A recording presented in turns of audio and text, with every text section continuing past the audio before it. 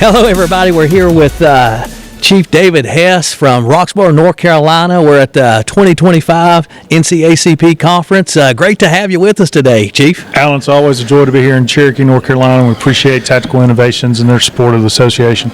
Well, I appreciate that. We love being here. It's been a great conference for us. Get to meet a lot of really great people that are really trying to make a difference in North Carolina. We really like that. Yeah, absolutely. That's where our whole relationship started, was right here on this floor in Cherokee, North Carolina. So, this is the place to make things happen. It is the place. I mean, it is. People ought to really know that. And if you're not familiar with NCACP, you really need to get familiar with it. You guys do a great job here. Yeah, we appreciate that. Relationships matter. We always say people do business with people. That's right. That's the way it works. And so you're a past president for the NCACP. I am. So 2020 was my year, so I got to learn a lot. I had George Floyd, had COVID, presidential election, governor's election. Oh, my goodness. Our department had a critical incident, so 2020 was wide open. Wow. Yeah, that's drinking from the fire hydrant, right? 100% from the fire hydrant. Wow. Well, that's crazy. Well, you do a great job. You still involved with the NCACP? Yeah, so as a past president, I'm always here to advocate for the association and, be there to mentor folks.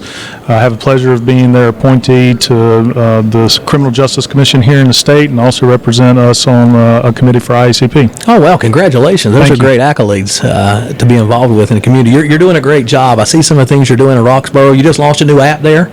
So tell me a little bit about that. That was nice. Yeah, so we're very much about trying to be on the front end of emerging trends, and this was one of those opportunities. And so some of the data shows that the police app allows us to engage the community in a timely fashion. And with social media, the user has to interface with the platform.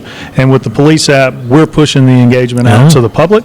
And so we're able to control the information that is shared. It's a one-way system of communication, and it really does put us on the front end of emerging trends. Well, you're always on the front end of technology, it seems, Chief. You're doing things last year, or this year, I guess. We talked last year, but you purchased the BolaWrap 150s. And tell us a little bit about that. I mean, you went full deployment with the BolaWrap 150. We went all in, and we certified instructors in it. We certified all of our staff in it, and the outcome has been very favorable for us. When we presented the information to our elected officials, they were very interested in the direction we were going. Some of our stakeholders in the community were really pleased to see that we were looking for ways to produce safer outcomes. Yeah, right. The thing is that the world is different than what it used to be. Mental health is so much more an issue today than it was 20 years ago. Substance abuse, COVID really took a toll on a lot of people from a mental health aspect, and so we see more and more of that. I mean, what are some of the things, like when your guys have deployed, what are some of the examples of how it's created safer outcomes? Well, I think first and foremost, we have to lead with a lens of empathy and recognize that people are coming to life with different backgrounds and different circumstances that have gotten them to a moment of crisis, and that's where law enforcement's beginning to engage them. And so if we can treat people like we would our grandmother, we're already on the front end of producing those safer outcomes. By adding the BolaWrap 150, a couple of things. One, the public was very interested in what's that yellow thing that's on your belt, right? And so we were able to have some open dialogue with people and break down some myths on use of force, because the BolaWrap's not a use of force. It's an opportunity to de-escalate an event. And so when we can save lives, when we produce safer outcomes and de-escalate situations, sometimes even from a conversation, what better opportunity is there to build trust and legitimacy with the community? Yeah, well, that's great. That's a great approach to it. How it really gets the community involved and asking questions. What is that, right? And it's the form factor is not that as a firearm or a weapon. It's kind of the form factor here, so it doesn't look like a firearm when you pull it out. And so a lot of the training that we have also, we always try to train not to have it out here, have it a little closer so it doesn't look like a firearm. So it kind of de-escalates that situation. Just to what you're saying. Have you seen any opportunities to deploy with mental health? So all of our deployments to date have been a mental health related event. Oh, wow. One that sticks out in my mind the most was a 78-year-old male who was going through a known mental health crisis. Their family actually called us. They were seeking to involuntarily commit this person for a psychological evaluation.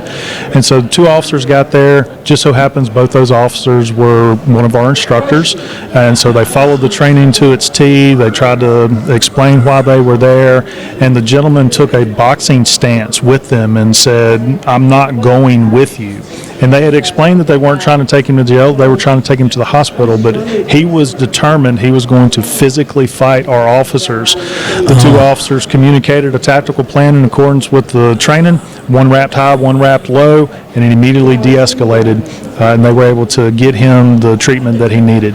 Wow, what a great story. So you were able to take someone into custody without using force, and great example of a double wrap. You know, a lot of times we wrap either low or high, but when someone takes that defensive position like they want to fight, that's exactly the right thing that you're supposed to do in the training. Is you want to wrap their arms. I had someone ask me once, "What if somebody still wants to fight?" Well, I'd rather fight somebody tied up than not if I had to, but typically you don't see that. People usually comply whenever they get wrapped, it seems. They absolutely did, and this particular event is very clear on body camera footage when the emotions of this person lowered. You know, when emotions are high, rational thoughts low, and so an opportunity to break that emotional cycle with their thoughts and their behaviors produced a safer outcome for us. Wow, so that's an incredible story, and we see a lot with mental health. Again, like things are different. You have dementia, you have just any type of different mental health equation that are out there. They're multiplied more now than what they were 20 years ago, or even 10 years ago. That's right. Well, and another event that comes to mind, we had two people that were actively trying to fight with each other. One of them we knew from prior history had mental health crisis concerns, and in that particular deployment, the sound of the device deploying was enough to cause both people to stop fighting with each other. And I got to tell you, it's kind of humorous. On body camera, they're patting themselves down because they thought they had been injured. And so that provided a window of opportunity for our officers to move in and detain those two people without having to engage in the already physical confrontation. Wow, so that's great. So, that's sound compliance. And, we talk about sound compliance because you could have laser compliance, right? That's Someone right. could comply with the laser. They could comply with sound. I mean, sound, that's a great example of sound compliance where both those people stopped just because of the sound. And, both those people were able to, I guess, be taken into custody. That's right. We took them both into custody. The more important thing to me as the chief was watching some of the family members come up to the officers when everything had calmed down and said, "Thank you for what you're doing and how you handled that." Wow, and that is unbelievable. That is the stories that we want to tell. We want to show people that technology is evolving and there's an alternative now, right? And it doesn't work in every situation, but there's so many opportunities to use that as an alternative than has been in the past. So we're very glad to hear those stories. Those are the stories we want people to hear because they're compelling. It does show that you're leading the industry in technology and finding ways to lower force and pain compliance and all the things and the compassion you have for your community, and you continue to do that. I see a lot of the things that you're doing in your department, and you're always leading from the front, and your guys respect you, and everyone here at this show respects you tremendously because of the things that you do, and we appreciate that. Well, I appreciate that. For the department, it's really our people. Bringing in BOLAWRAP really didn't change anything we were already doing. We were already leading through that lens of empathy. They were already trying to figure out how to de-escalate events. This provided them a tool in their tool belt to apply that lens of leading through empathy. Yeah, that's a great point that, agencies, we're not trying to change the way they do things. We're trying to give them a tool, an alternative to that use of force, alternative to pain compliance, and the compassion that goes with it, because you can take people into custody without doing that. Sometimes it's warranted. I understand that, but there's many times whenever a tool, and this is a new evolutionary tool. That's right. So what are some of the other things you got going in your community? So one of our biggest things that we've rolled out recently is a partnership with an entity called Serve and Connect out of South Carolina. It's a nonprofit, and they have a program called Greg's Groceries. It was named after Greg Aaliyah, who was killed in the line of duty in Forest City, South Carolina. And it's a box of food that we can give out on calls for service. It's a partnership with Walmart, and there's a QR code on the box. The officer scans the QR code. That information goes back to Serve and Connect, gives us some asset accountability. But I got to tell you, putting that box in the trunk of an officer's car and seeing an officer recognize this family has a physical need that we're able to provide during the most vulnerable moment of life has really helped us build relationships with some people in the public that we may not have otherwise been afforded an opportunity to, because we saw that need and met it where it was at. Wow. And so how do you qualify for a program like that? That sounds like really serving your community at the next level. It really is, and so again, it goes back to relationships, right? I happen to know the CEO. I served with them on a committee with IACP, and so I've learned about the program. I got to see what it was like. I had an opportunity to bring them to Roxboro, have some community engagement conversations with our stakeholders, got the feedback that we needed from the community, and rolled it out to the department. When we did the initial packing event, we boxed up 300 boxes of food in about 20 minutes, and we had partners from the State Highway Patrol. In fact, Commander Freddie Johnson was there. Yeah. Our sheriff participated, our neighboring sheriff participated, and our fire chief got involved. And so from one simple conversation, it made a tremendous impact in our community. And the thing that I like about it, we can impact one generation of families. We might change the outcome for an entire generation to come.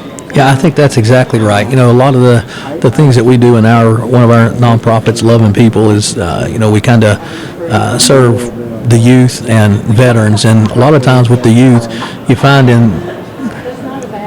you can change the outcome of that person's life, but not just that person. You can change generations at a time, not just one generation. You can change multiple generations by the way that you handle those situations. And so congratulations to you and your city for doing that. I mean, that's a big step. I seen that online that you had promoted that. It's really, again, you're leading from the front. You just continue to lead from the front. We're excited for you and excited to be here in North Carolina today. And is there anything else you'd like to add? I mean, Yeah, I'll just close with this thought.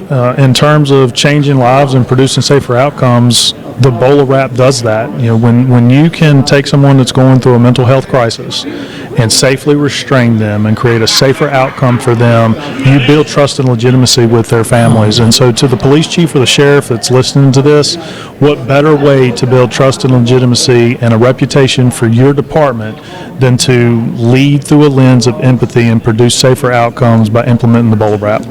Well, listen, Chief, it's always a pleasure.